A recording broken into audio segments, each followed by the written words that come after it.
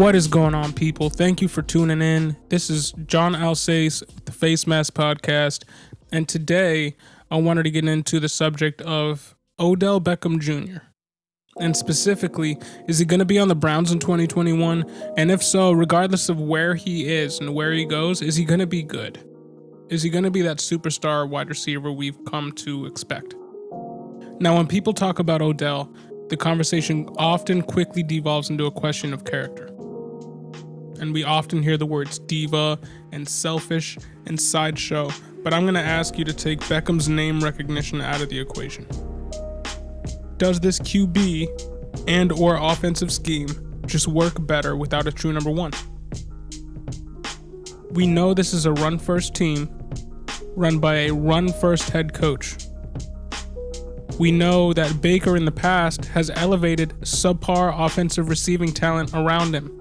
We saw him do it his rookie year with Jarvis Landry as his de facto number one.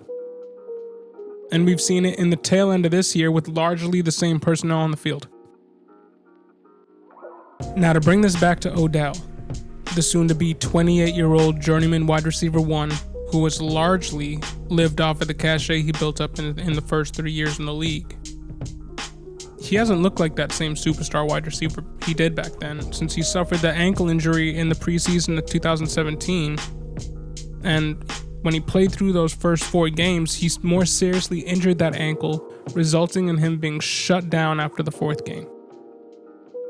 And he started his career with 3 straight seasons of over 1,305 yards and more than 10 TDs, but he's never reached above 1,052 yards and had more than 6 TDs in a season since that 2018 season. So for the past 3 years, he's basically put up the same numbers we've come to expect from Golden Tate, not counting 2021. But just let that sink in. Odell Beckham, since 2018, has been the same wide receiver as Golden Tate. Ironically, the guy who the Giants went out and replaced him with. He's suffered various injuries since, obviously the most recent one being a hammy, and now he's going into the 2021 season with nothing but question marks around him.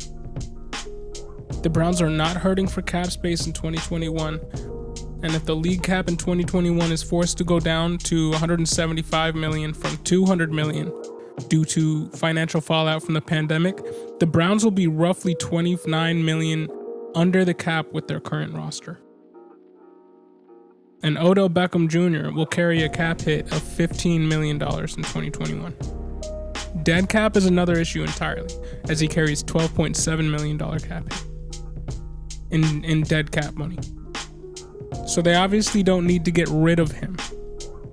But if they want to get out from under his contract now, before he really starts to decline, the contract is not so large that it would prohibit another team from making a trade for him.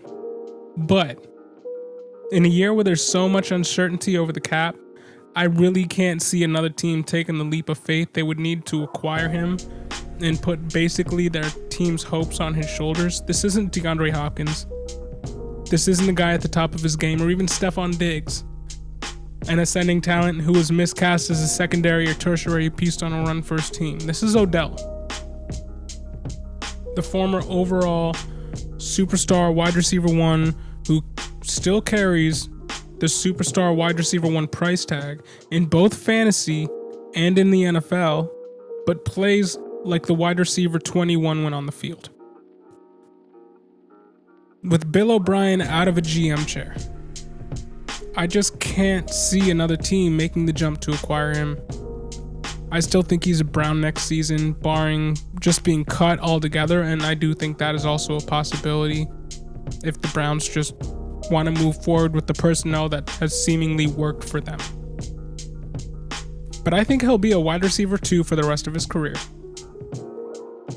And we need to step away from thinking of him as the wide receiver 1 he was in the first 3 seasons of his career, because I don't think he's ever going to get that back.